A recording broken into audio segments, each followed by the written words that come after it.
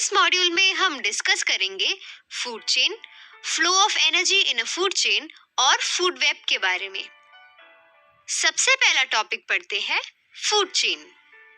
Friends, आपको याद है हमने लास्ट मॉड्यूल में डिस्कस किया था कि फॉरेस्ट के सारे एनिमल्स, चाहे वो हर्बीवोर्स हो या कार्निवोर्स हो, सभी फूड के लिए डायरेक्टली या इनडायरेक्टली प्लांट्स पर डिपेंड करते हैं। ऑर्गेनिजम्स जो प्लांट्स को खाते हैं, उन एनिमल्स को ऑफन दूसरे ऑर्गेनिजम्स खा लेते हैं। वो चेन जिसमें एक ऑर्गेनिज्म दूसरे ऑर्गेनिज्म को खाता है और फर्दर उस ऑर्गेनिज्म को कोई और दूसरा ऑर्गेनिज्म खाता है, उस चेन को या उस ऑर्गेनिज्म की सीरीज को फूड चेन कहते हैं। So, what is a food chain? A series of organisms linked together by the process of eating and being eaten for food is called a food chain. Food chain का एक example देखते हैं। आप screen पे देख सकते हैं, grass hopper grass को खाता है, फ्रॉग ग्रास हॉपर को खाता है, स्नेक फ्रॉग को खाता है और ईगल स्नेक को खाता है। तो आप इधर देख सकते हैं कि ग्रास हॉपर एक हर्बीवोर है और ग्रास हॉपर ग्रास को खाता है। फ्रॉग ग्रास हॉपर को खाता है, तो यानी जो ऑर्गेनिज्म हर्बीवोर को खाता है उसे कहते हैं प्राइमरी कार्निवोर। जो ऑर्गेनिज्म प्राइमरी कार्निवोर को खाता है उसे कहते हैं सेकेंडरी कार्निवोर। तो यहाँ पे सेकेंडरी कार्निवोर क्या है? स्नेक। और जो ऑर्गेनिज्म सेकेंडरी कार्निवोर को खाते हैं उसे कहते हैं top carnivore. So here the top carnivore is eagle. तो आपने यहाँ पे जो चेन देखा है, grass, grass hopper, frog, snake और ईगल का, ये एक फूड चेन फॉर्म करता है। अब देखते हैं कि फूड चेन में एनर्जी कैसे फ्लो करती है। Flow of energy in a food chain.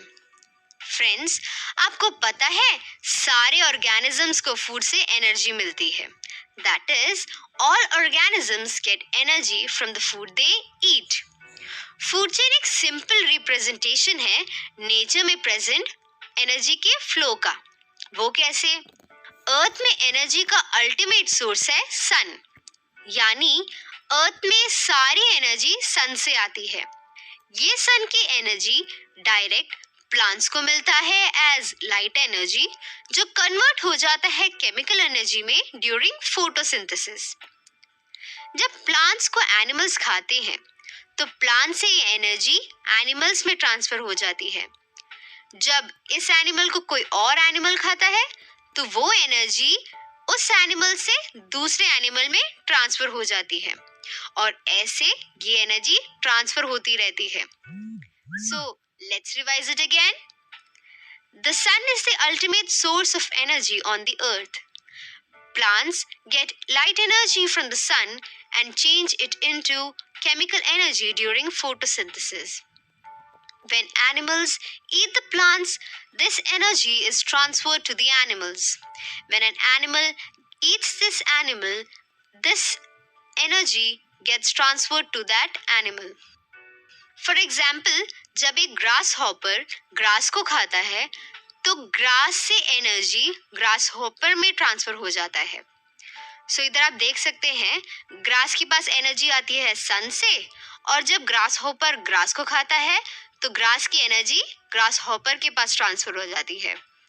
जब फ्रॉग ग्रास हॉपर को खाता है तो ग्रास हॉपर से एनर्जी फ्रॉग के पास चली जाती है, और जब इस फ्रॉग को कोई स्नेक खाता है तो एनर्जी फ्रॉग से स्नेक के पास चली जाती है। और जब इनमें से कोई भी ऑर्गेनिज्म मर जाता है तो ऑर्गेनिजम्स की एनर्जी डिकम्पोजर्स में पास हो जाती है, यानी ट्रांसफर हो जाती है।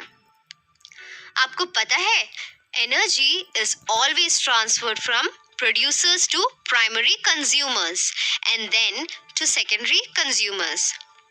तो जैसे कि आपने देखा कि एनर्जी सन से ग्रास में जो प्रोड्यूसर्स हैं, फिर ग्रास हॉपर में जो प्राइमरी कंज्यूमर है, फिर फ्रॉग में जो सेकेंडरी कंज्यूमर है, एंड सो ऑन ट्रांसफर होती रहती है।